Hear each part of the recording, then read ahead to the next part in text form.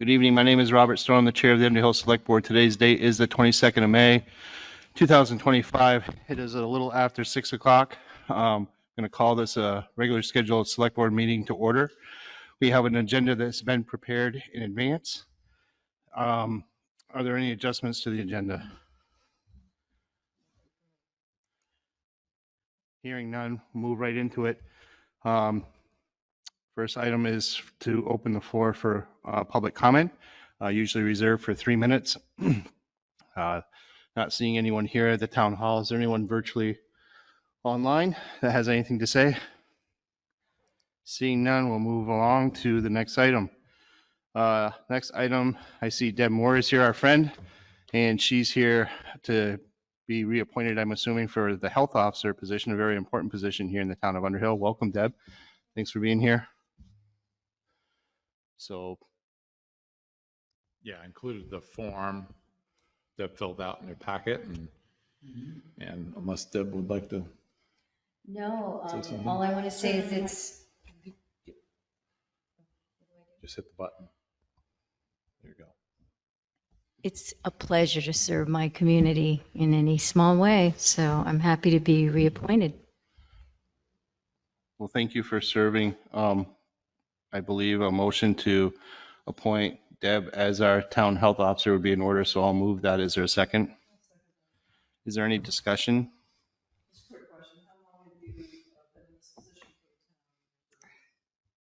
I was deputy for 3 years and town health officer for 3 years, so this is my second appointment as the being the health officer, not deputy, right?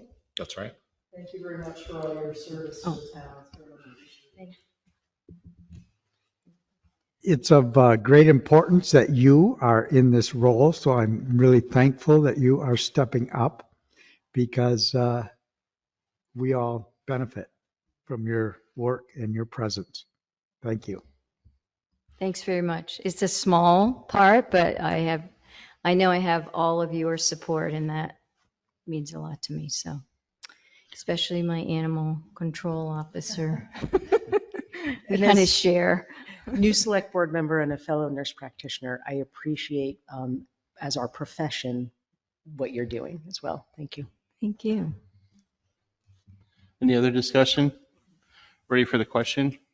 All those in favor of reappointing Deb as the health officer for the town of Underhill, please signify by saying aye. Aye. Aye. Those opposed with a nay. Motion carries 4-0. Thank you. See you. Next item on the agenda is to review the Pleasant Valley Road paving bid results, discuss the options, consider awarding, review the crack sealing and random pavement repairs bid results, and consider an award. Russ, our friend, is here to talk to us and walk us through that. Good evening, Russ. You want me to start? Okay. So in your packet, you'll notice I had revised the agenda, but it had two agendas in the packet. So it's the second one you want to be looking at, or the one that's in front of you. It was warned properly with that one. When I sent the packet out, I forgot to delete the first agenda. Okay, just to make that clear. So, yeah, we put out to bid the Pleasant Valley Road paving. And what I did in the packet was I didn't include all the bid submittals, but what it gave you was a summary of all the different projects that we put out to bid. So there's the 25 paving project on Pleasant Valley with the three options. And then you have a summary sheet of what the various companies bid on the three options. And you'll note on the Pike, there were some corrected values because when we did the numbers based on their tonnage and unit price, it came out to be different from that. So it doesn't really matter. It's obvious that Wickham is the low bidder. We had budgeted $340,000 for this project. And and there's a couple things to keep in mind. One of them, so what we started doing on our bids was using what's called the asphalt index price. So the state sets the price every month, right? So, and as the difference between April and May has gone up basically $5 a ton, and I'm still trying to get some clarification because that's a lot larger number. It's like a $600 figure number per ton, and I'm not sure if that has to do with the tar or something like that, but I'm trying to get. So anyway, when they bid, they use the April index price, and then it'll be adjusted to whenever the paving is completed. So it's a little bit of a gamble, and typically the index has stayed roughly around the same, or it goes up just a little bit. I'm going to propose that you could certainly award the project to Whitcomb tonight, but I would hold off on choosing which option until we kind of have further discussion, because as you see, the bid for option 1 is $381, and foreseeing some index price increase, basically did some calculations, we're about $60,000 short of meeting that. So there's a couple of options. You could, we could try to use some unused funds in this fiscal year and transfer them into next fiscal year. We could use reserves, but I think we need to have, a little bit more discussion and a little communication with Tyler Whitcomb about, and I called him after the bid because there was such a discrepancy in the numbers. And I said, did we miss something here, or did we, what's going on? And he said, no. He said, I bid it. And he had also, prior to this, had given us some numbers basically to guide us when we were doing the budget. And those numbers were higher than what he bid. So he did say that the week prior, they had a bid in Cambridge, and it was the opposite. Everybody was really low and he was high. So they kind of play this back and forth game a little bit with the bids, and it's always the same players, the big paving companies. But I think after talking over Mike and Russ, option 1, as you see, is like cold planing 8 inches of the pavement off. And then the next pass is a full reclaim depth down to the subbase, right? So we've done some projects like this before where we've ripped, we've had the whole road ripped out and then have rebuilt it. And we did that on a section, I remember Jeff Sprout did it on a section north of Corbett Road to French's. So we have done this kind of work before. It's about the best job you could possibly get without digging the entire road up. So prior to that, Tyler Billingsley, our engineer, had dug some test pits on the edge of the road to see what the subbase looked like. And he determined there was, I think, 18 inches of gravel underneath this pavement. So there's no question that option 1 would be a great option if we can afford it. Option 2, you can see, is quite a bit lower, 316, which would fall in our budget, but you're only milling 4 inches off and then basically putting it back on. So I think it warrants further discussion or more discussion, and I would advise not to consider award tonight. Our bid document said on or before June 12th, so we could visit this again at the meeting after I have a little bit more information, especially about this price index. We're just trying to wrap our heads around that a little bit. And that was something we'd never done before. We did it in the past bid. In the past, we hadn't done it, but the pavers basically kind of balked at that because it leaves them wide open to, if the price goes up, their price goes up, they've got to either throw a really high number at us or just try to gamble what the index might be.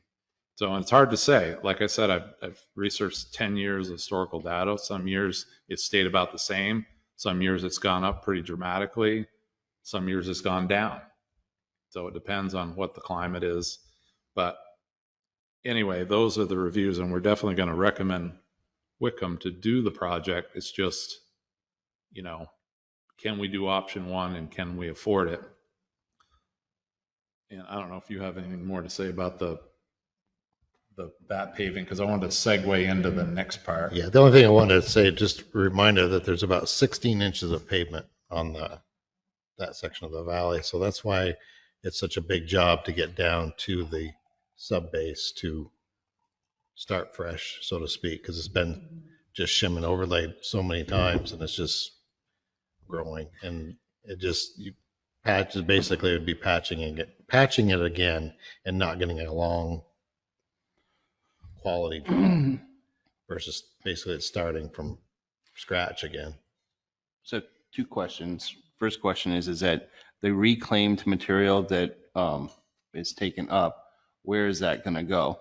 So that part of the bid was, and if you read, it says the 8 inches of the existing pavement is to be milled and hauled away to a location of a contractor's choosing. So they'll take that away. And then the other is going to get reclaimed and garbled up, the next 8 inches, say, into the sub base. That will stay on the roadbed. And then they will go over with 4 inches of plant mix, right? So the goal is to try and get it back up to the grade we had, right? The finished grade we have now. So they will bring in 4 inches of plant mix, and then they'll put basically 4 inches of pavement down on top of that. I guess where I was heading is that we have 2 parking areas that are right there for Casey's Hill. I didn't know if that would be a product that we could put down for in those parking areas, if that would have any value to, using that there. I don't think so. And also there'd be stormwater implications to that because those parking lots are quite large. It would trigger a stormwater permit, I'm sure. And then number 2, I apologize. Maybe I'll think of it if anybody else has any questions. I do have a question. Yeah. I would assume that given the fact that they're hauling that away, they get some payback from that. And that's Right. why it's a part of the bid. So they can lower the bid by selling our stuff. Well, they're not going to sell it. They may reuse it on something. They may reprocess it. I'm not sure what Right, they right. do with it. But in essence, it's a value to them. And Sure. they're able to turn around, which is why they're willing to include that in the bid and lower our bid. And another reason is we wanted it hauled away is it's no good as it sits. Like you couldn't just stockpile this stuff up. You have to mix it with gravel, half and half, I think, in order to have something that's a viable product. So this is the way the infrastructure committee decided to do the bid. And I think it's a good one. Just take the 8 inches. It's all kind of junky anyway, get rid of it. And then we're down to something decent. Mill that all into the sub base and repave, or put gravel down, repave. Versus option 2 is just cold plane 4 inches off and then just lay pavement back down. So I did think of my other question is that when we're talking about this much material that's going to be coming off from the road, those folks that have a driveway off from that, how is this going to affect them with access then back onto, Route 15 Pleasant Valley? Well, they'll temporarily, like when that 8 inches is gone, they'll have to bring in some, just some material to make sure people get in and out of their driveways. They do this all the time, so I'm confident that it's not gonna create some bump that they can't get into. And then and feathering it in is part of the job. Exactly. Okay. Yeah. So your recommendation then is to hold for right now, just that we receive them and then wait? Or do you want to, you're recommending awarding this to Whitcomb's pending further review? Yeah, you could, but it's probably not. You could say that. You could say that we're awarding to Wickham, but we're not declaring which option yet. Okay, so, No, because it says we're going to award it on or before June 12th. So we can wait till June 12th. I think that's fine too. I've already, Tyler already knows that he's. Well, I just think it makes it more official that he can plan his schedule too. Sure. So I like the idea of awarding tonight. Before we take action, I have a question relative to general. Microphones. I don't think your mic is on, Patty. Microphone.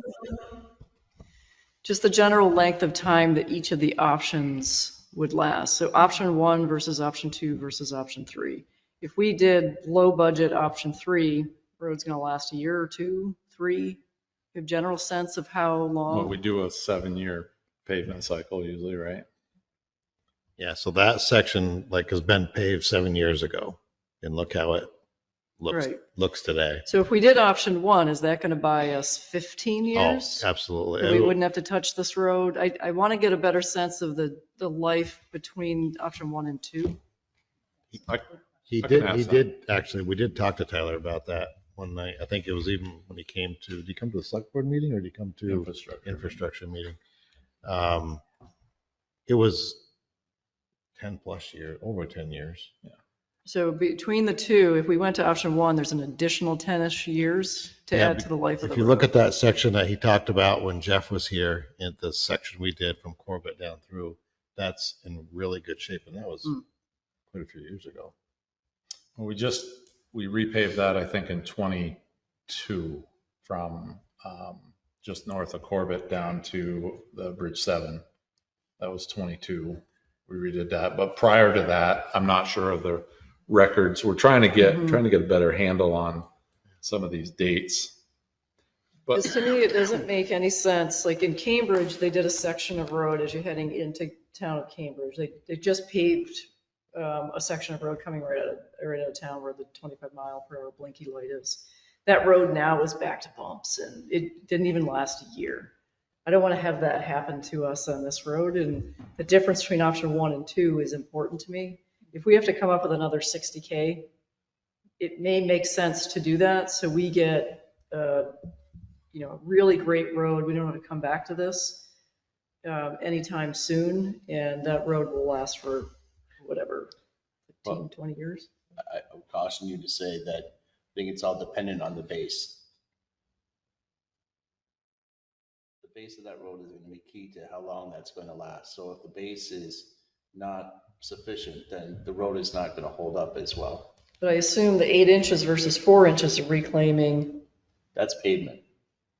So you still have material that's from the base of the whatever you're chewing up below that still, I have no idea what the engineers are saying that you need to have for a base underneath that road. So if you, depending on how much you reclaim off from that roadway above the base, yes, in theory, it should last, depending how much product you put above that base, but the base is what's going to determine whether or not, it's draining properly and whether it's going to heave and you have frost heaves and everything like that. That's really the key to the whole.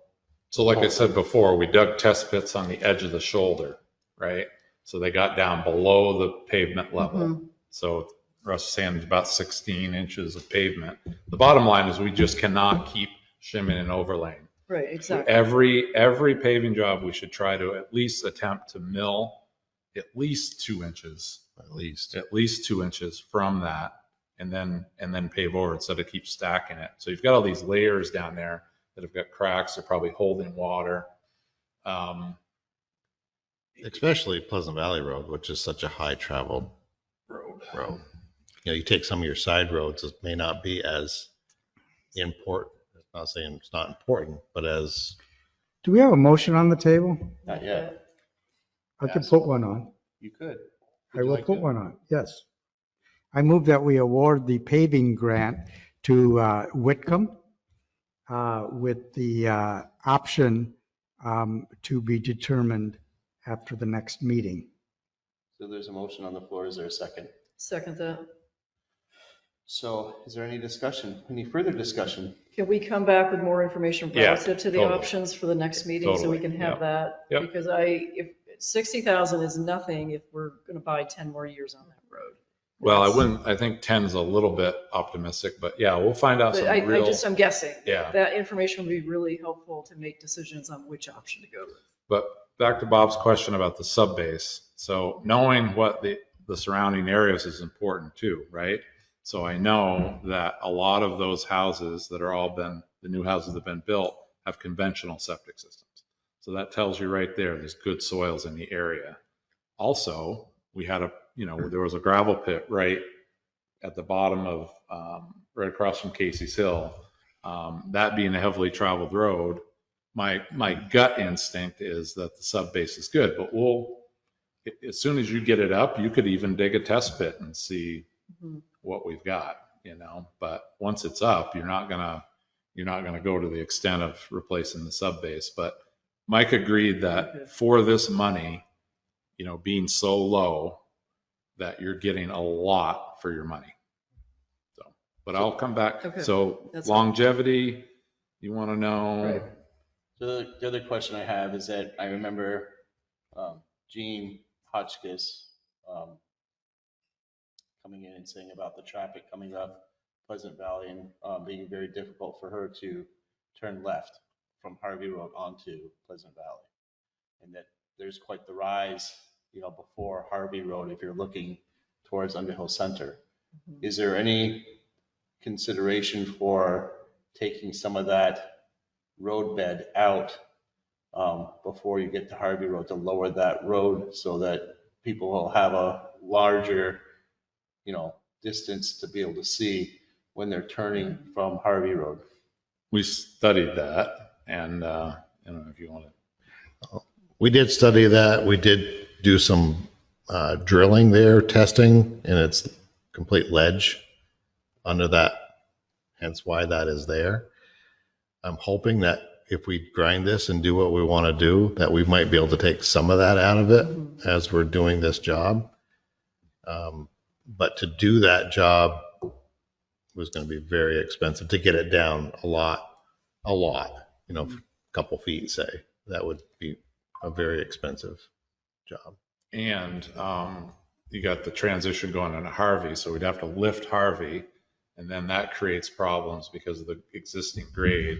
We did bounce around the fact that if you go up to Johnson, you see the guardrail the state put in, it's a little different style. It's like a really thin kind of, more of a square stock style. So we talked about trying to maybe replace that guardrail. I don't think right it's there. much of the guardrail that's hindering sight. You don't think? I don't think so. It seems to be I'm when you're usually in- up a little higher, But when you're in a truck, I pulled out of there the other day, and it's the Maybe. guardrail being a big flat panel like this, and it's got the curved ends. It's a little bit difficult to see through it, but Any other discussion? Ready for the question? All those in favor of awarding the paving bid to Whitcomb's with the options to be determined at our next scheduled select board meeting, please signify by saying aye. Aye. Aye. Aye. Those opposed, the nay. Motion carries 4-0. Okay. Next option is to You review the crack sealing and the random pavement repairs bid. so these two, we did say we were going to award tonight or not award. So as you see in the crack ceiling bid, we only had two bidders. Fresh Coat is who's we've used in the past quite often. We reached out to them personally. It was on the Vermont bid registry. They haven't heard from them. So it was Slayton Crack Sealing and Repair, I think, pavement repair, and this company called Indus, which was probably 3 times the amount. We budgeted 26,000 for crack sealing. So Slayton does not have a type of apparatus like Fresh Coat had. They do more with these carts. So they have these 3 carts, they blow out the hole, and then they fill out of these carts. We did do some checking, Mike and I. We got quite a few good referrals from them. They do a lot of big parking lot work. Sugar Bush, they've paved quite a few sidewalks for Smuggler's Notch. They were happy with them. But I think Russ has some concerns about the crack sealing part. If any of you have ever seen the crack sealing in process, if anybody's seen that as they're doing that. So those of you that haven't, it's basically this Fresh Coat company, it's a truck. There's a person in front of the truck with a air hose that's blowing out the cracks in the pavement, and then a crew behind them that is spraying in liquid rubber, really, in the cracks, and then it dries and seals the cracks up. As long as it's in there long enough and cars don't drive over it, stays in there for a little while. This Indus company was at the town fair down in Barrie, and I did look at their equipment, which is high-tech equipment. And now just thinking about it, I'm wondering if with their type of equipment, we might be able to hire them for 2 days or 3 days versus 5 days, because that's a 5-day bid, right? Yeah, we'd have to put it back out. Right, but I'm just wondering, just thinking that as we were talking about it, but nothing against Slayton's. I don't know them that well. But I'm nervous about them pushing a cart up the road to fill these.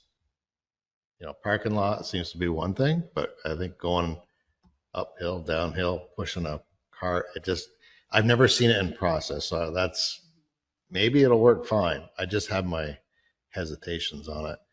So it's a 5-day bid. What can you do with a motorized vehicle going down the road as a kind of like a little train setup versus pushing a cart? I don't know. He claimed to Mike and myself that he could do 12,000 feet a day. So, and I don't know what Fresh Coat usually does, but I don't think any much more than that. For 5 days, that would be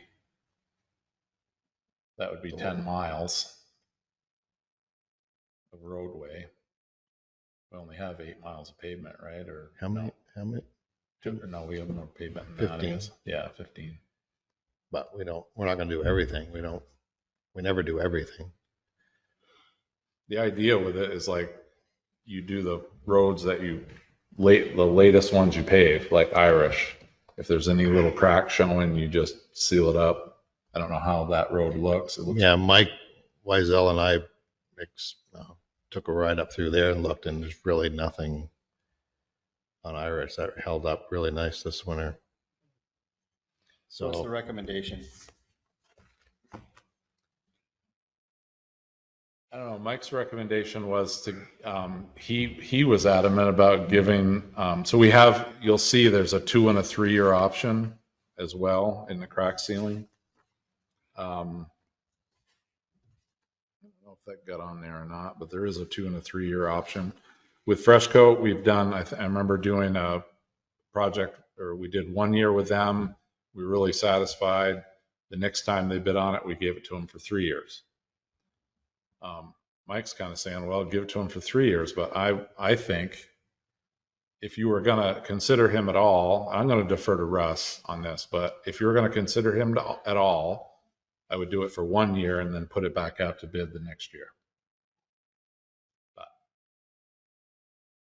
I will say it again. I'm a little nervous about awarding a $26,000 contract for push carts.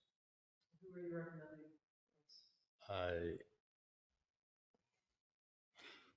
If we don't have much option, and if we want to continue crack sealing, then I would say we have one option. So if you would like to do crack sealing, then I think we should award to Slayton's for 1 year and try it.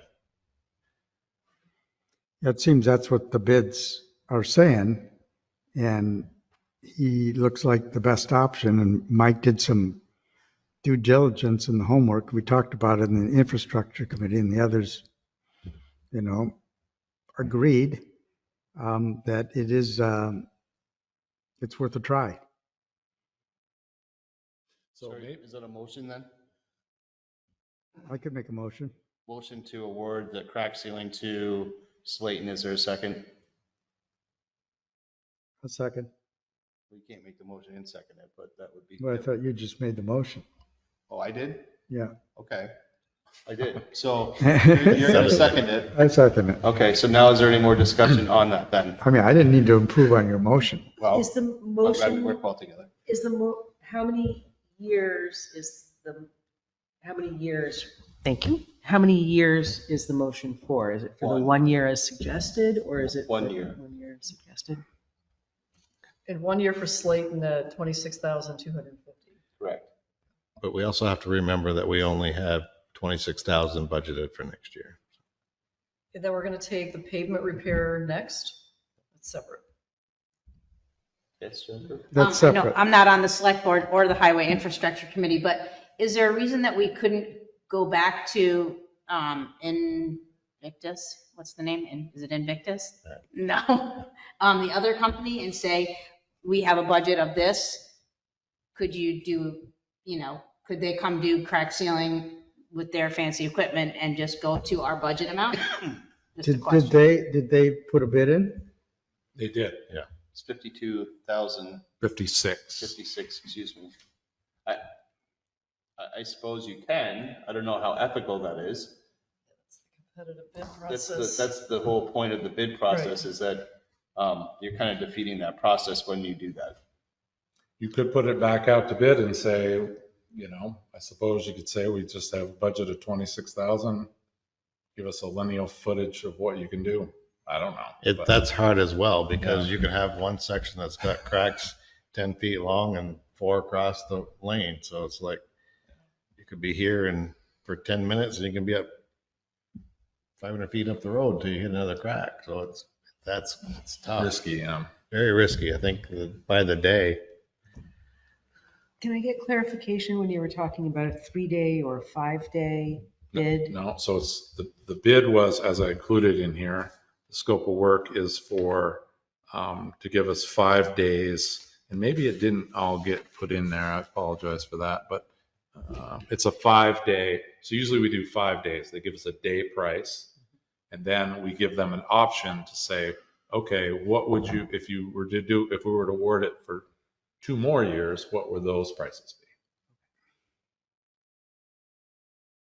And like I say, with Fresh Coat, we did it 1 year. We were pleased with them. They bid it again. We gave them to it for 3 years, but they've dropped off the face of the planet. We might be very pleased with them. It's very possible. Any other discussion? Hearing none, are you ready for the question? All those in favor of awarding the crack ceiling to Slayton for 1 year for $26,250? Did I get that right? Please signify by saying aye. Aye. Aye. Aye. Aye. Those opposed to nay, motion carries 4-0. Try it out for a year. See what Next. happens. Next item is for the repair bids.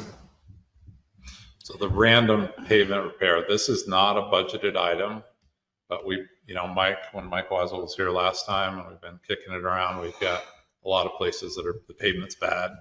So we thought maybe we could do this random pavement repair.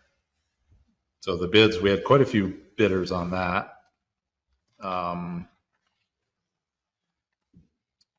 And again, Slayton was the low bid. Well, in the essence of saving time, I will move that we award the pavement repair to Slayton in the amount of $24,382. Is there a second? Second. Any discussion?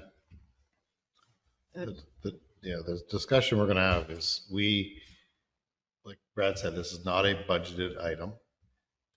We felt that there was some need for pavement repair throughout the town. And our thought was that we could utilize money out of the contractor line, which we have not touched yet all year. And which is there's $50,000 in there. So it would have been nice if it could be done before July 1 to keep things clean. However, they first thought they could probably squeeze it in, but lastly was they probably could not get it done. Yeah, he bid some other work that he got, and these are like long-standing customers of his apparently. And he said he would just, he was honest and said, I wouldn't be able to do it before July 1. I mean, I respect that. That's not giving them a whole lot of time. Month. Yeah, but So, but it is the money that would be left if we do not touch that line item. That money then would be available to go into the highway reserve funds, and we could use then highway reserve money that would not be touched from that line item to pay for that. Is that correct, Jennifer?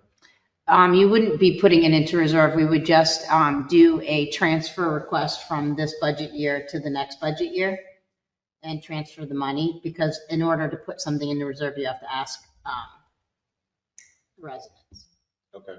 So it's a simple form that we would fill out, and we would take that chunk of money and move it to the next year. So in the same line item. In that same line item. We can change the line item from contractor in 26 to in 25 to pavement repair retreatment in 26. And we have a form, if you decide to do that, that we would fill out and the select board would sign it. I guess I'd make an amendment to the motion that we do that we would fill out that paperwork. It would be necessary to take it from the 24 budget to put it towards the 25 budget. Would it make sense? I'm just thinking we need to do it before the end of the fiscal year. Correct. So would it make sense to do that? You could agree to do that, but then actually physically do it where we have a document prepared for June 12th. Yeah, I would have it. I can have the document. That way, any unforeseen, say we get wiped out with a storm, a flood or something, I don't know, but at least we could get the numbers where Russ wants to take from.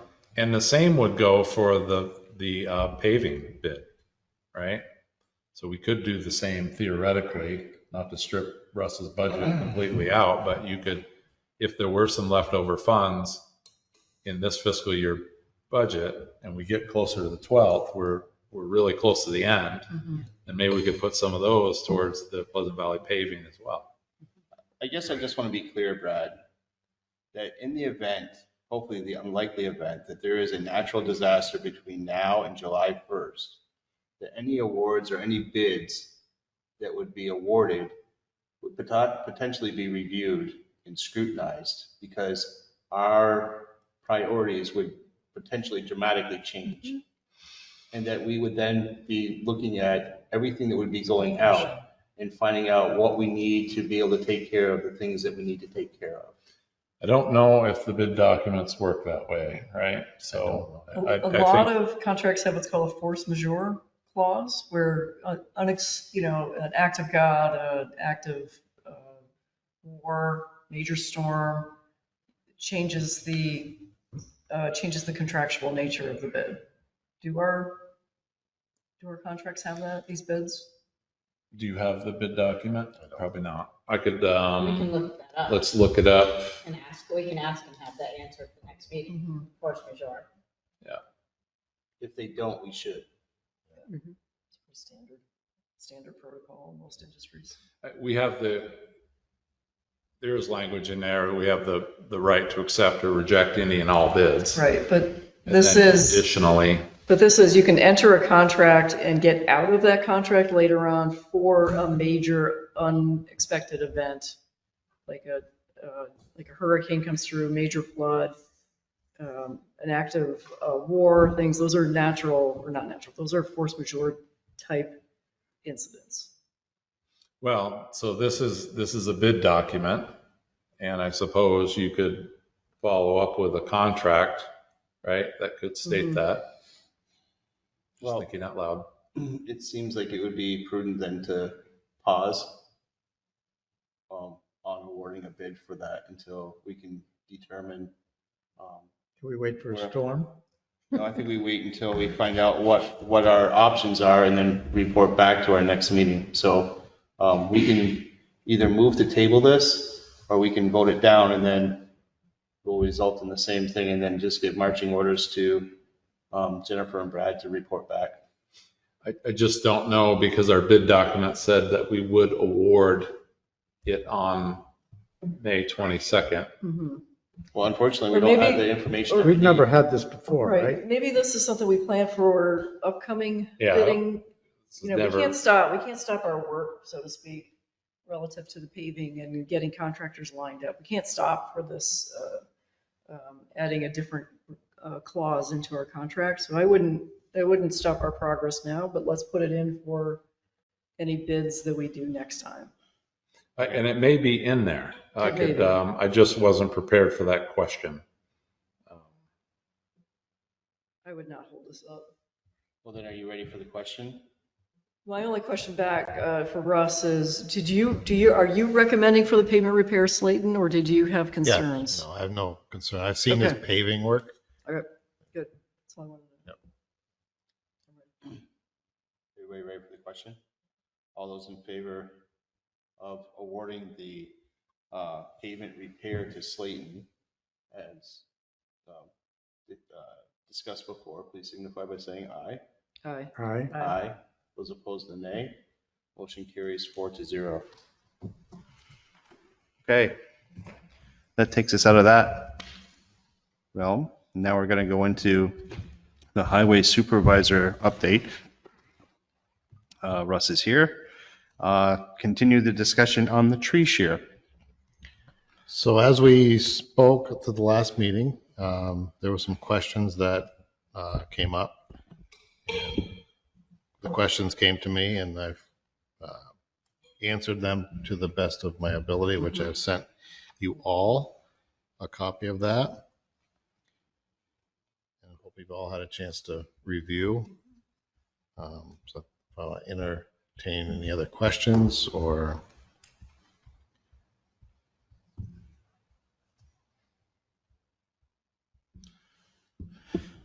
I had some very good discussions with the two folks that I found in the state that do run these shears.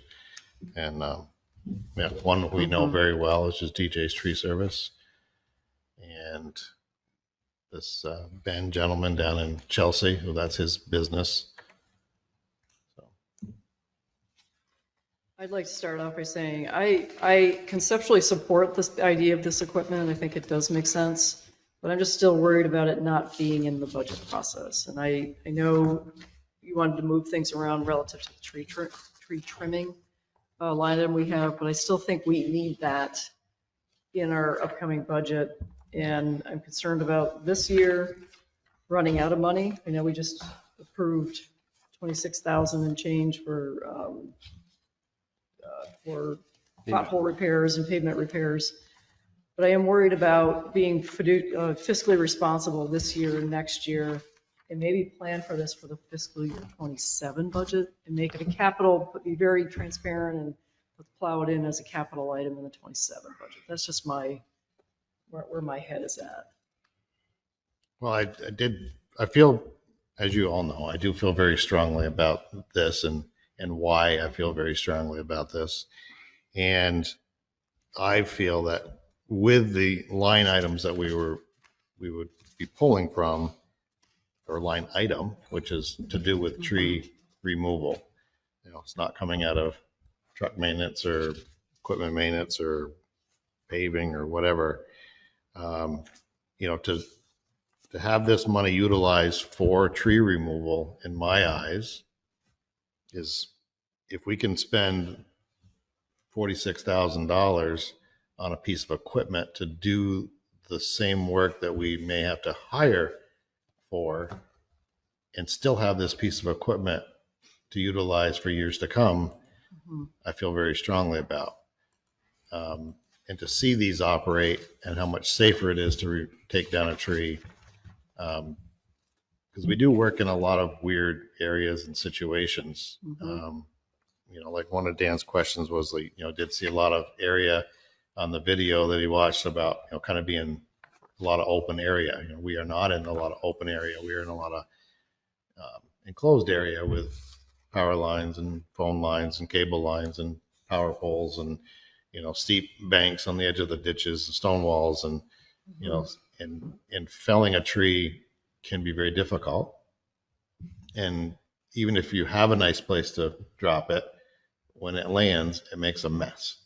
So, for instance, we dropped one, I think I told you last time, out in the meadow, and we had to go, and it took another 20 minutes to go out and drag all the broken pieces back to the road and down to the chipper, where this really is going to save a lot of work and manual labor to be able to grab and place in the work zone, and safely. So I just feel very strongly for, and again, the longer we wait, we have taken some couple ash trees down on this Poker Hill job we did that were dead. And when they came down, it just shatters over the road. It makes a huge mess. So if we can grab and place and run through the chipper, it's going to make a lot less damage and mess. And so when all those pieces get on the road, you can get some of it off, but you don't get it all, and then it gets graded into the road. And it's just, to me, it's a tool that we, using tree line item, I put in there what we spent in trees, last year, fiscal year 24, to look back what we did. I think I misplaced. I think of the fiscal year 23, I think it should have been not 25, because we're in 25 right now. We only spent $10,000 on tree removal. Last year we spent $19,500, and that was a lot of trees up on Lower English, so that big job, and Irish Settlement Road. So I don't know, I just feel What would be the implications for us of budgeting for it in fiscal year 27? It's a $50,000 line item, and we've got a major paving project coming up.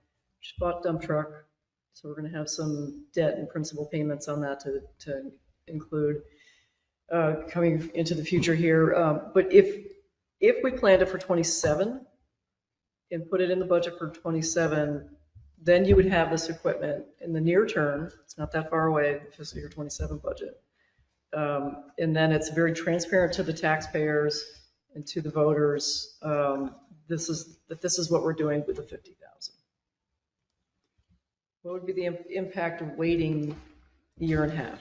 I think what impact is, it's another year or over a year out. So if we have ash trees that are dying, the more dangerous they are to take down, even with a machine, because you're grabbing and you got some movement of it, so you got broken dead stuff up top, they're going to come down. Versus you cutting that at the bottom, that stuff's coming down on top of a operator who's running a chainsaw. There have been some dead ash trees, but the emerald ash borer still has not been confirmed in Underhill. And You sure? yeah, I thought Don said it had been, or is it Jericho? Jericho. Jericho. And for them to become dangerous after the ash borer has come, you still have a year or two, for that.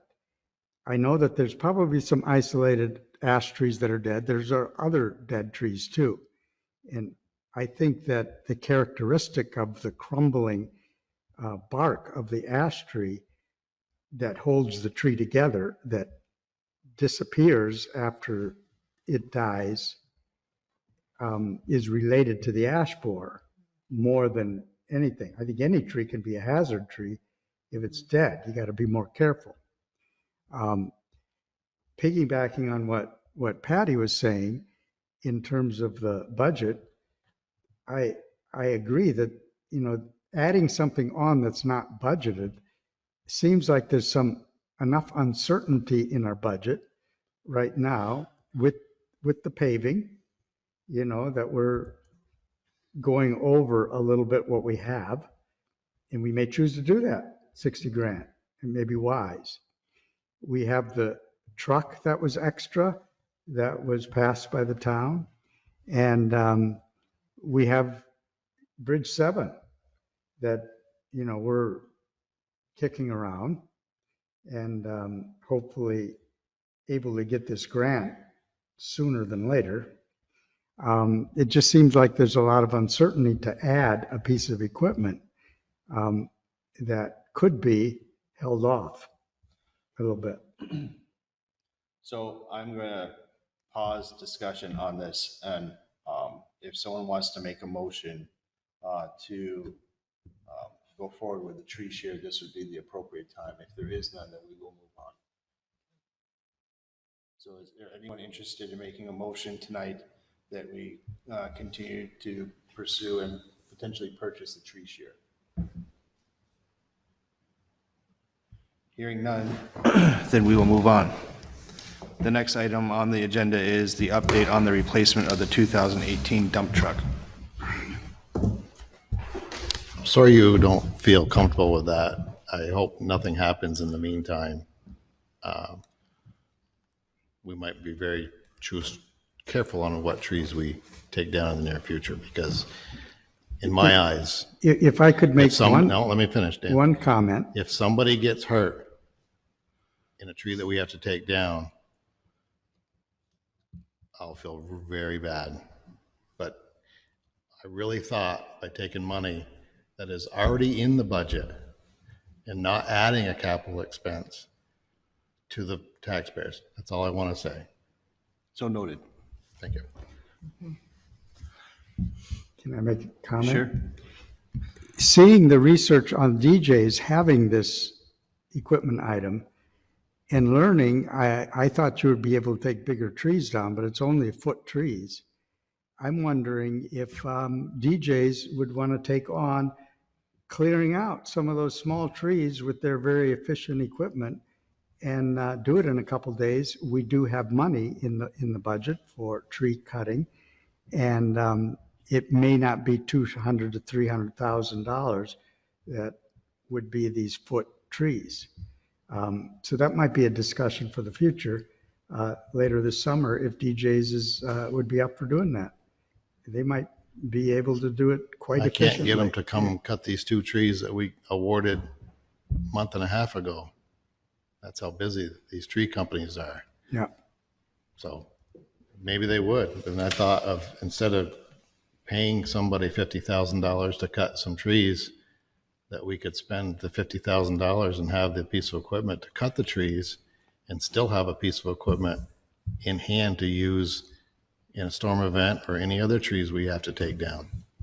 It still gives us plenty of money in our budget next year to hire a tree company to take some trees down if we needed their assistance for bigger trees. I don't mean to come across in a bad way.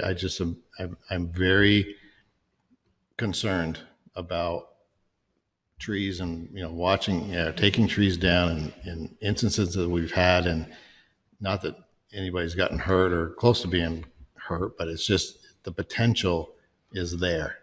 And again, having the right tool for the job.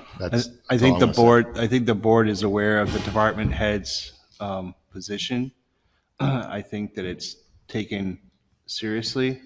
I think that the board is trying to remain fiscally responsible at this time and is reserving the option of wanting to buy that at this time. But that does not negate, at least from my eyes, the trust and faith that we have in you as department head. And I would not expect you to take any other position than the one that you have already taken, that you feel very strongly about, obtaining that piece of equipment for your folks' safety and well-being. It's not, I don't think it's a easy decision for this board to make, but I think that that's the decision that the board is making right now. Moving on to the 18 dump truck update. I didn't put that on my list, but the vote passed. We're getting the truck. I don't know what more you want for an update, I guess. When will the town likely be taking delivery of that truck? I'm hoping fall. Fall of this year. Yes. Okay. Sherry wanted me to ask about financing because no one's asked her to look into financing. So I'm just relaying that note from Sherry. Well, I guess have her explore. It would be my understanding that she would explore available options to the town and to present back to us. Okay.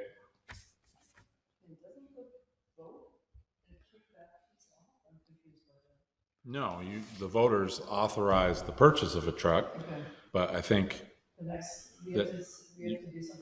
Microphone, please. I'm sorry.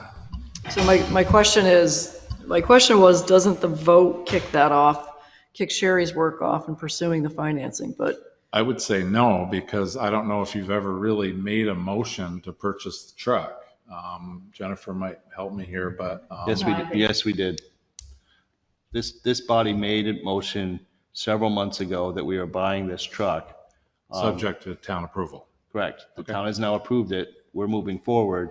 Now it's a matter of if we're going to finance it, which I'm assuming we are, who are we going to finance it with? And I would assume, and I think we're making it clear, that go forward and obtain, options available to us for whoever we normally borrow the money from to give us who would be the best company to go with, which company, bank or credit union or whoever we're going to utilize to borrow the money from, present those options to us so we can make a informed decision. And you can coordinate with Sherry because I don't know when the money is needed or when we have to pay, right? So that's just what she asked. so what are the steps with the dump truck, the new dump truck purchase? Walk us through that real quick. As it was presented to us with this stock unit that was in process with Allegiance, which we chose to go with the stock truck that they had coming in versus ordering. So the chassis is in Jericho. It now goes to Viking Surveys, who's the bodybuilder. And then when they are complete, we make the purchase to them. Okay, so timing wise relative to the Should be loan that late- Sherry's going to do. Right. She has plenty of time or? late summer, early fall is what Okay. our she has goal plenty of is. time before we It is do out of that our purchase. control with production, but that is their goal as well, is to have that truck completed by fall.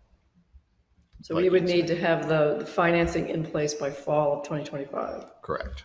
So can you please follow up with Sherry to kick that next step down the road to have her start that process? Absolutely. Thank you. Before I move on to the next section, I need some clarification.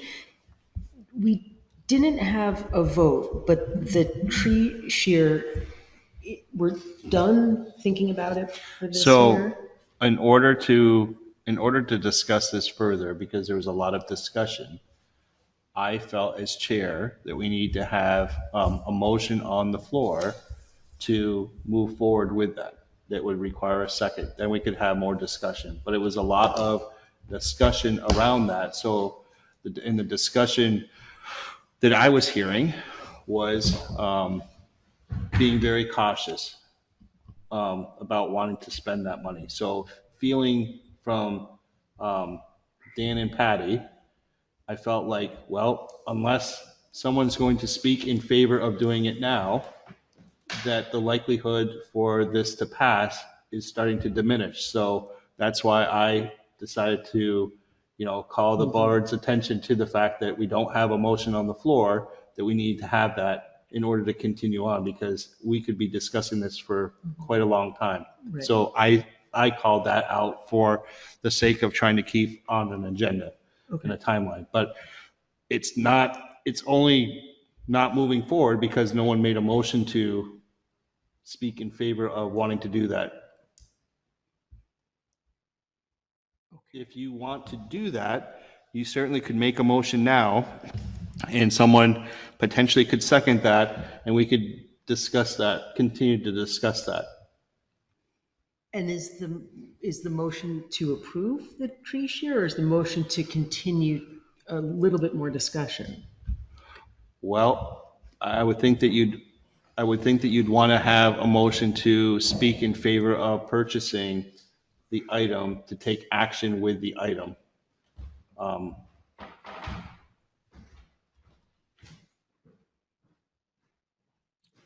Because we've had, I say that because we've had the discussion. We've had given everyone the opportunity to ask questions of Russ.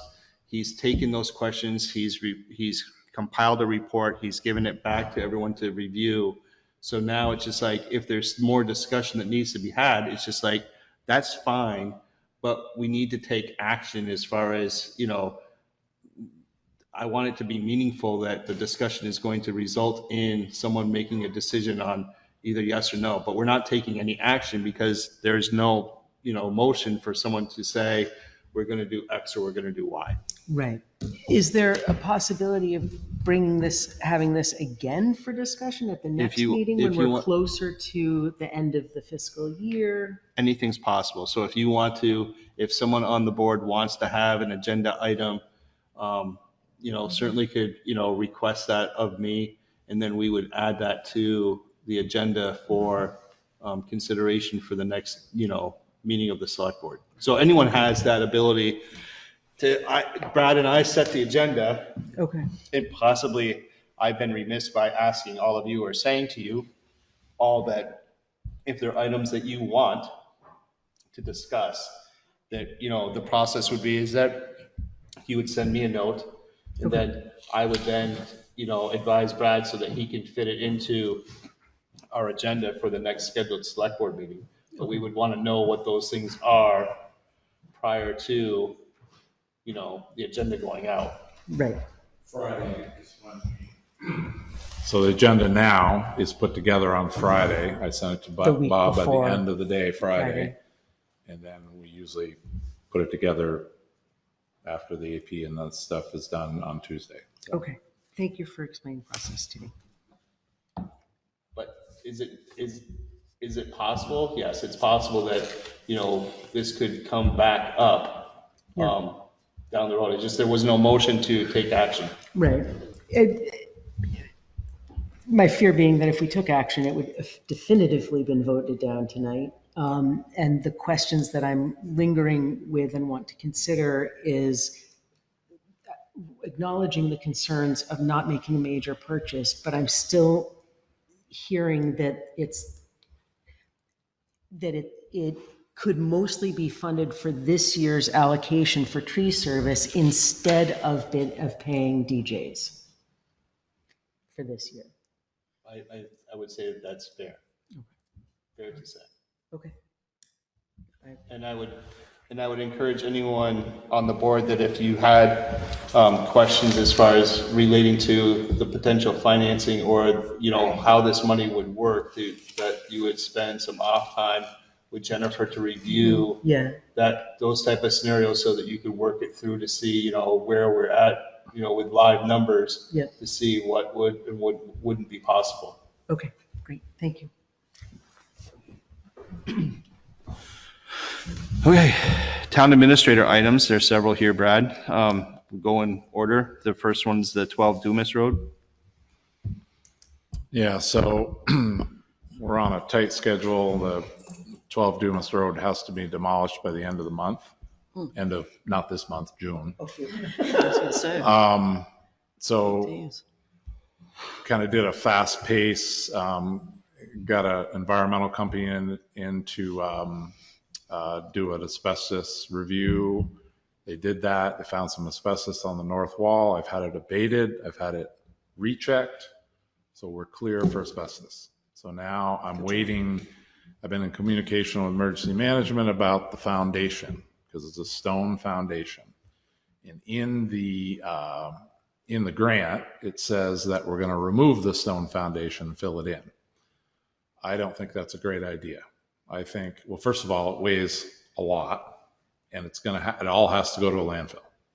So that's going to drive the cost of disposal of the foundation up. So I talked to Lisa Kolb last week. I put together a whole memo with pictures about why I think, I've talked to Chris Brunell, why I think the foundation should be just knocked down. Like it sticks up about 18 inches out of the ground.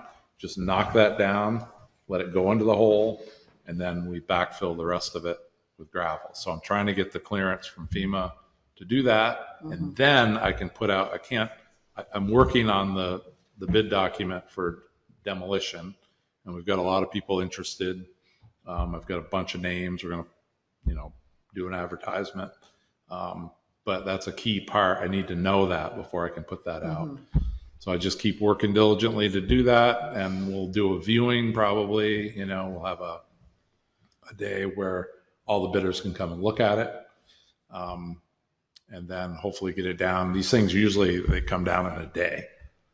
So I've been in touch with Green Mountain. I've also tried to get ahead of several things like the utilities. So Green Mountain Power is going to, or Vermont Gas is going to come out, cap all the utilities off. There's a line item in the FEMA budget for that. I figure the more items I can tick off the demolition person's list, the faster we'll get it done. So some towns leave the asbestos up to the demolition person. I didn't think that was a good idea because I want a tight paper trail. I want to prove to FEMA that, hey, we had it looked at, we had it abated, we had it checked, it's clear. So, because there will be an audit in a couple of years, FEMA will come back around, check it out. We gotta have all these documents in place. So that's kind of the status on that. We did have the lawn mowed, and they're gonna mow it every time they do the sidewalk, which I don't think is as often as they mow everything else, but it'll just keep the grass down. So that's the goal, and I'm hoping that you'll still continue to give me the authority to work within that FEMA budget. I'm under budget when it comes to asbestos and abatement, so I was pretty pleased with that because I thought we were going to go over. So I just need to, your reassurance that I can keep working because there will not be time in between meetings to get things approved. So do you need that authorization tonight? You gave it to me already, but if you're happy with me continuing on this route, that's what I'd like to do. Brad, the only thing I could say to you is that would it be possible to have these folks bid it two different ways? One way would be is that they do it all, take all the stone and the building and everything, and then bid it a second way, saying that you're going to take the 18 inches or whatever off and then put it in the hole and then fill it.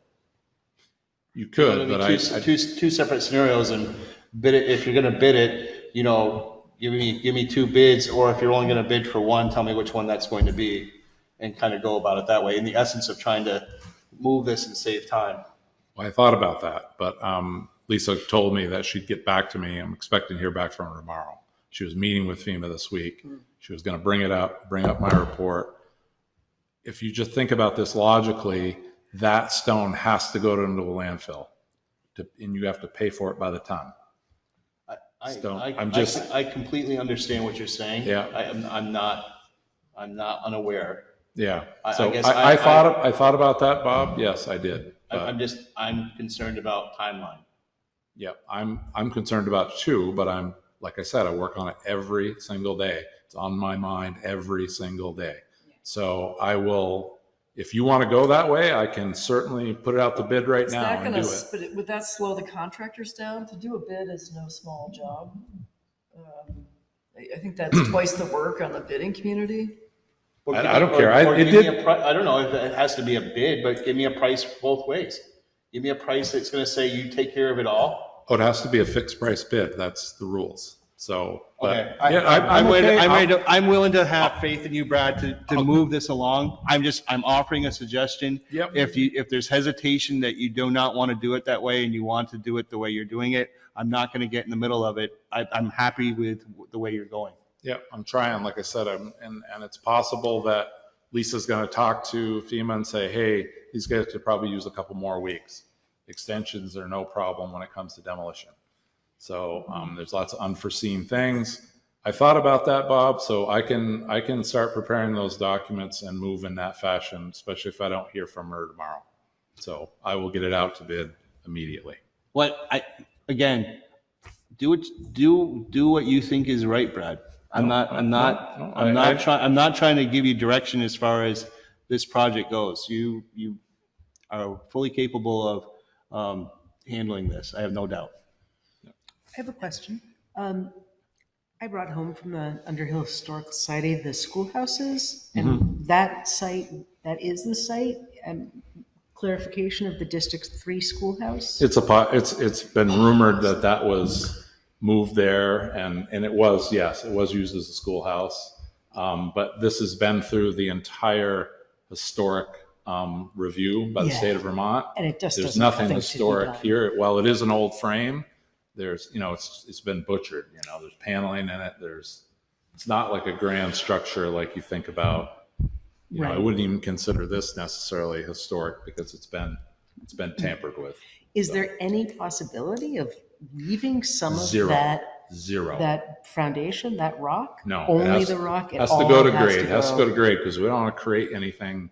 Everything has to be flat to grade.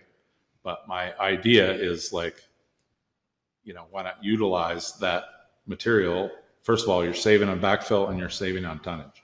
Yeah. So, yeah. Because what I'm a little scared of is if somebody goes off and takes that material and they have to produce weight slips from the landfill, from Coventry, and certify to that.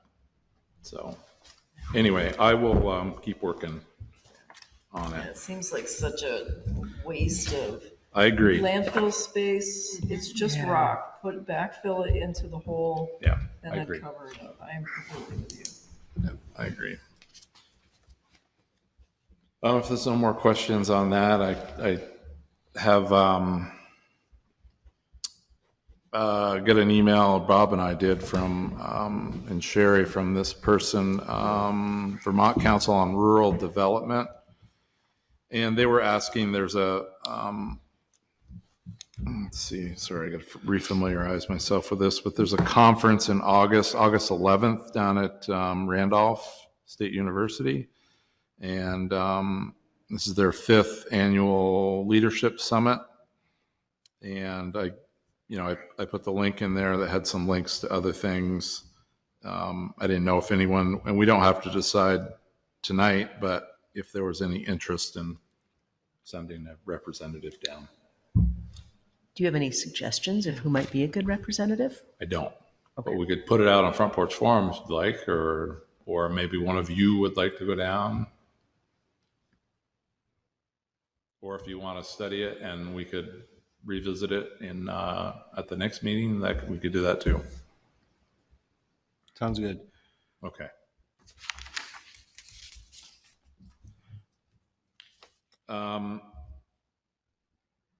So as you know, we have the speed sign that was stolen and banged up. It stopped working. Russ had it going and repaired it and put it back on the post. It worked for a while. I've sent it back.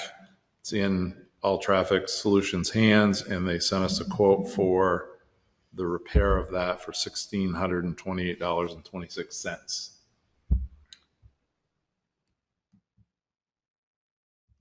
We have money in the budget. Probably not under this line, I don't think. Jennifer could tell us under traffic control safety. I don't think under traffic control safety. I could ask them if they'd. Is this the one that was stolen? Yeah. Yes. Doesn't our insurance cover? Make a claim. We have a fairly high deductible. If we wanted to make a claim, we certainly could. Do we have, was the person caught? No. So just to No, that's right, revisit, it was returned. it was mysteriously. returned. Yeah, exactly. So we don't, after talking to Vermont State Police, we don't have hard enough case to like prosecute somebody. I just didn't feel like it was worth hours and hours of time to try and deal with this. And I would say if we can find funds in this year's budget to cover it, then go ahead. But if not, push it to next year's budget. We have dollars in next year's budget for traffic signs. And then let's fix it under that line item. The proposal. Sounds good. So I can review the budget numbers and come back to at the next meeting. Okay. If it looks like there's a place, then I'll fill out one of the forms that takes it from another one, but I don't want to do that without talking to Russ if we're going to take it out of anything on the highway or the team here without. Okay. But I can make a We'll come back for the recommendation. June meeting. Yeah. Excellent. Next item. So it was brought to my attention that the 2025 VTRANS bicycle and pedestrian program grant is been announced. Sidewalks are a part of that. It was brought to my attention by, I had received this email, but it's also brought to my attention by some of the people here that live in the center. I called Pete Pochop. I know him. I used to work with him years ago. I talked to Pete, and basically there's funding available. It's a 20% match. I guess what I'm concerned about is I don't think I have the bandwidth to apply for the grant. I could certainly, if you wanted to pursue it, I would reach out to Chittenden County Regional Planning and see. So we have the scoping study, right? And it has some preliminary numbers, construction numbers. So this is the same process we did in Underhill Flats. So it starts out with, engineering and surveying, or surveying and engineering. We've already done, I'm working on this other project, this pet project we're thinking about doing here or want to do, but this would be going the other way, some of the other segments. So, surveying and engineering, then there's right-of-way acquisitions. It's broken into 3 categories, and then there's implementation. But with all parts of that, it's a 20% match. And we were talking, I think, if I remember right, in the millions, or it was over $1 million, I think, for some of the segments. So it's a significant amount of money. Some towns, like I think what we've done in the Underhill Flats is we were kind of given the green light to go, and then each year, I think we put a little bit money in for the match until we got built up. If you go down this route, you're looking at, years. It's federal money, right? So it's years of work. By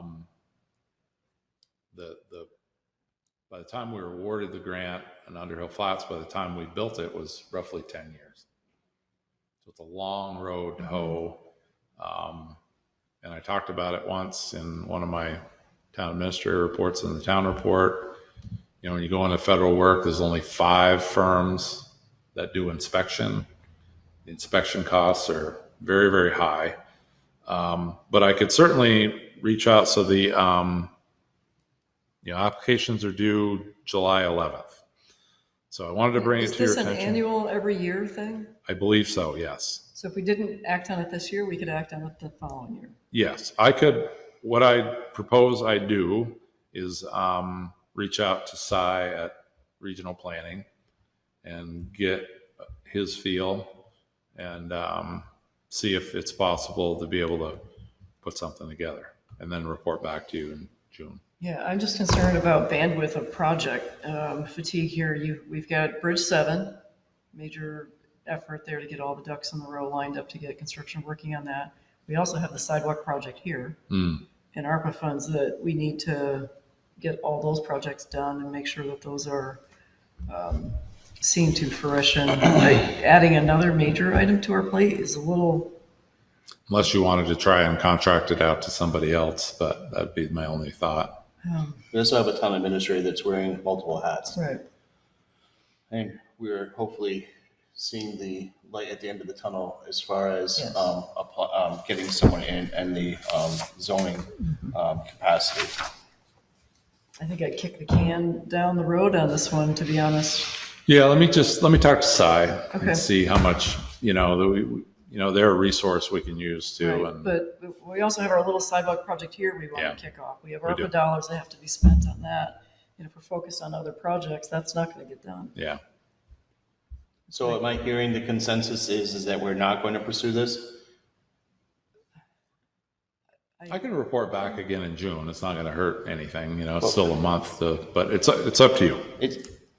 It's becoming a question of capacity Right. for me. So it's just like, I'd like to have I'd rather the board, hear about I'd the like to ARPA have a board make projects. a decision on whether or not this is a priority that they want to have. Brad invest the time into ask Chittenden County Regional Planning, or if we want to say we're going to let this pass. I would let this pass this year. Looks like that's the consensus. Mm-hmm. Okay, so Brad, we're going to let this one fly by. Sounds good. Pedal by. Let's see, I just want to jot a time down here so I keep track. So it's again, the grants and aid letter of intent. So this is the MRGP program that Russ works on. This is not a grant award. It's just throwing our name into the ring. And then once they know how many towns want to participate, they divvy up the money. So we have one currently now, 17,500 that we can do. That needs to be done by September 30th of 25. So this year. So this is like, the state's always throwing these grants at us, and this is good actually come July. So we'll have 2 simultaneous grants that we could potentially do, but it's been our past practice to like, okay, we get the grant, we know how much we have, and then we kind of meld that into the budget. So if you just want to make a motion to authorize me to fill out this form and send it in, I will. I move that we authorize Brad to fill out the form for the grants and aid letter of intent. Is there a second? I'll second that. Any discussion? Hearing none, are you ready for the question? Yes.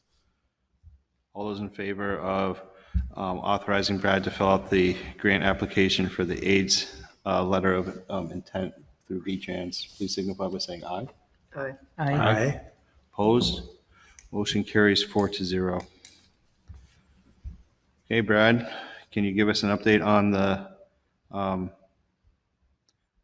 I don't know if we should have this discussion in public view, or if there should be something that's done in executive session, because I don't know what you're going to talk about, but it's a contract, and it's a human resource type position, so I'm a little concerned that we would discuss this in public.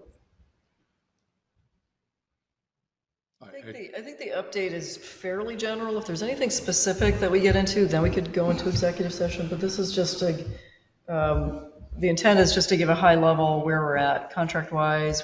We're interviewing. There is the contract that I sent, the draft contract that I sent you all in a separate email, but I would go with Bob's lead if there's specifics in that contract. Right. If there's anything specific that's going to executive session, just for clear transparency, that we're moving. Do you have any concerns so far with the discussion, or? Not quite yet, but I don't think we're at that point. You know, my concerns are that the hours are not full days. So my understanding is that there's a position and we are sharing that person with the town of St. George or village or hamlet or whatever they are. And they are going to have this person for 4 hours, 5 hours. And we are going to have them for 32, 30. 30. It's a 35-hour total. So I guess, you know, my mind is looking at this as just like,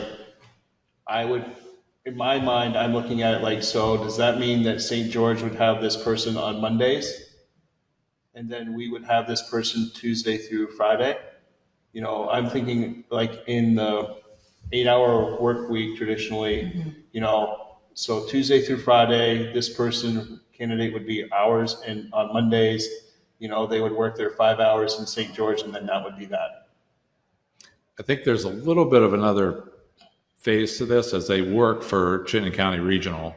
So I think there is some time allotted in there for them to check in with their office, go into their office. That would take up possibly the extra time. But I'm with you. It's like they're not going to certainly spend half a day here and half a day at St. George. No. I don't I think that's guess the expectation. those are the logistics that, you know, my expectation would be is that, you know, this employee would be present here 4 days out of the week. I mean, we may find ultimately we're going to try this out to see what we need. We may find initially we need somebody here 4 days a week, get them up to speed, but then we can pull it back and say we need 3 days a week. And there's going to be a little bit of not trial and error, but it's a trial process to figure out exactly what the sweet spot is. And it is a Chittenden County Regional Planning Commission employee. Yes. And the expectation is if we don't have between St. George and Underhill enough time to make this person or utilize their full time, there'll be other towns that may be in the same position as Or work us. there possibly, but I think what we should clarify is, are we on the hook for 30 hours regardless, right? So I think there's 30 hours of work here easily because you're not only doing zoning permits, but you're staffing the DRB. Right. And it's we're committing to do this for a year. Yes. And we have the ability to exit if we so choose. So it's not like we're committed to do this. How much notice does the town have to give to? 45 days. If we wanted to tap out mid-year, Okay. we can tap out with 45 days. So just where we're at now is we did a first round of interviews with 2 candidates. Charlie Baker, the Director of Regional Planning, and Taylor Newton, and myself, and a representative from St. George. So we did 2 interviews. In the meantime, one of those people have taken another job. So we're down to 1 person. The interview was scheduled for the 28th, I think, of May. It's a Wednesday, is that right? Anyway, so the idea was... It's 28th. Yeah, so the idea was that Patty would participate in the interview along with Charlie and Brian. And then Charlie would we still have to go through the process because this is an acting zoning administrator. We still have to go through the process of having the planning commission recommend them. So the idea with Charlie and Brian being in consensus, Charlie could go back to Brian could go back to his committee, make that recommendation, then bring it to you. And the question, I guess, is would you be willing to do the same with Patty if Patty made the recommendation, or do you want to interview this person a second time? But I will say one thing to be mindful of.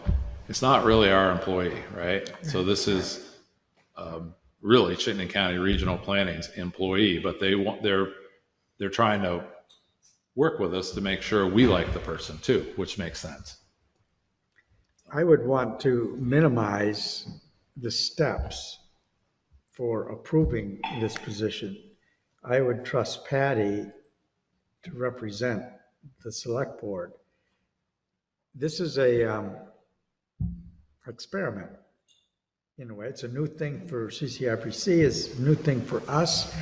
And we hope it works. We're kind of throwing our bread on the waters. You know, we just want it to come back and be fruitful.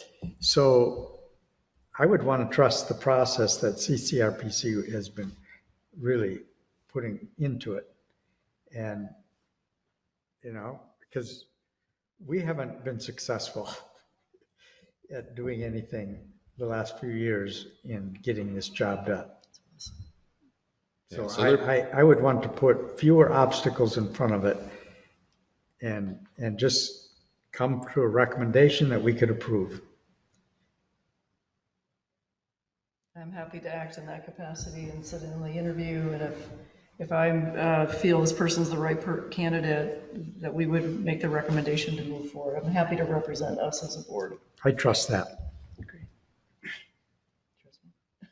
So far. I will say that Chittenden, regional planning, they are, putting this person up in a hotel for the night, Right. taking them out to dinner, paying for their travel expenses to have them come for the interview. So. Good. So it sounds like that's the consensus of the board, and we'll move forward. Thank you. Is there anything else? No. Okay. Closing public comment period. No one has come into the town hall. I don't see anyone new in the virtual world. So with that, we have a few review and approve warrants before us. The first one would be a warrant dated May 20th, 2025. I move that we approve those warrants. Is there a second? Second that? Is there any discussion? Hearing none, are you ready for the question? All those in favor of approving the warrants dated 5/20/2025, please signify by saying aye. Aye. Aye. Those opposed, the nay. Motion carries 4-0. There is a payroll warrant dated 5/20/2025 as well. I move that we accept that payroll warrant. Is there a second? Second. Any discussion? Hearing none, are you ready for the question? All those in favor of the payroll warrant dated 5/20/2025, please signify by saying aye. Aye. Aye. Those opposed, the nay. Motion carries 4-0. And last is the select board meeting minutes dated May 8th, 2025. I move that we accept the select board meeting minutes for May 8th as presented. Is there a second? Second. Is there any discussion? Hearing none, are you ready for the question?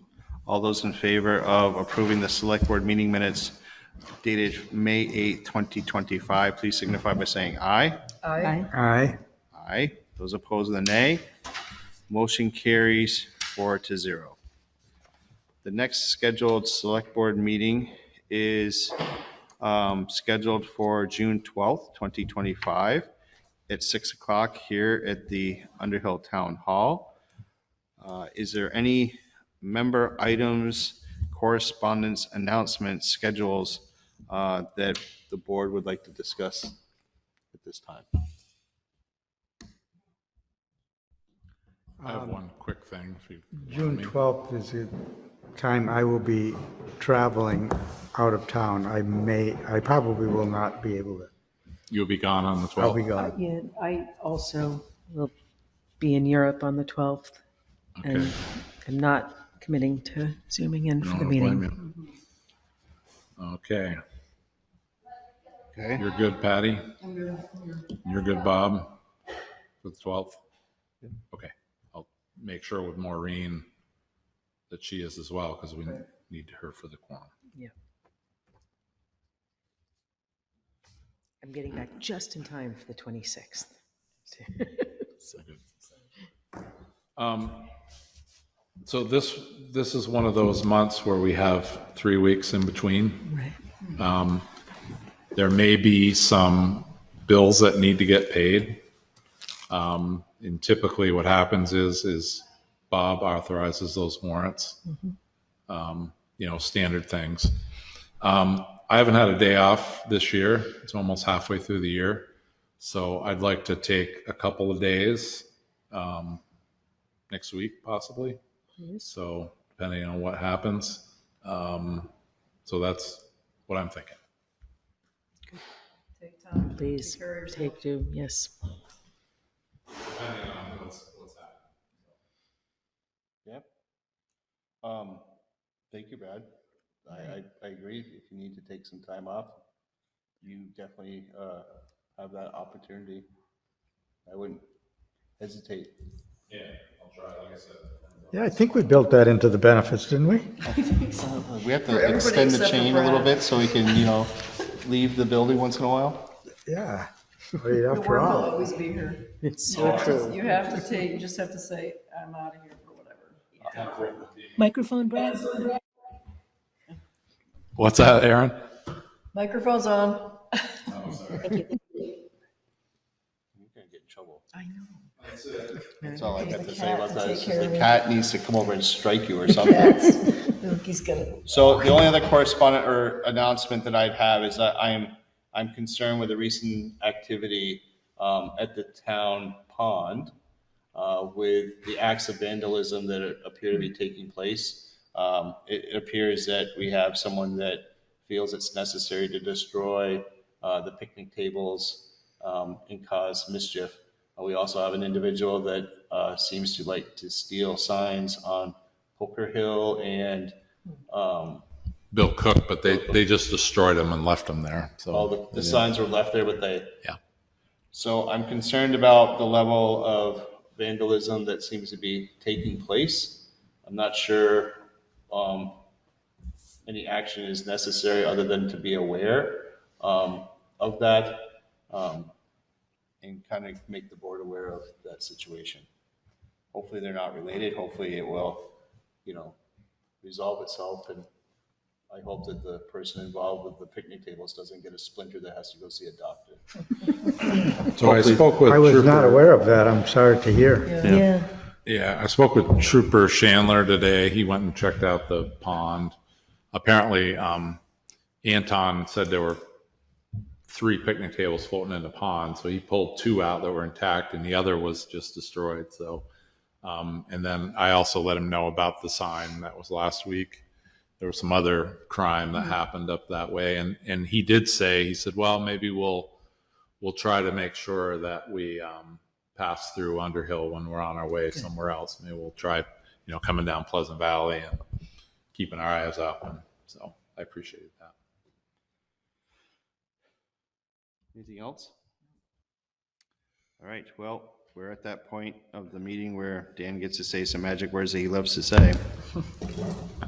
I move we adjourn. Move we adjourn is not debatable. Is there a second? Second. Seconded by Patty. All those in favor of adjournment, please signify by saying aye. Aye. Aye. Opposed with an A. Motion carries 4-0. It is now 7:40. This meeting is adjourned.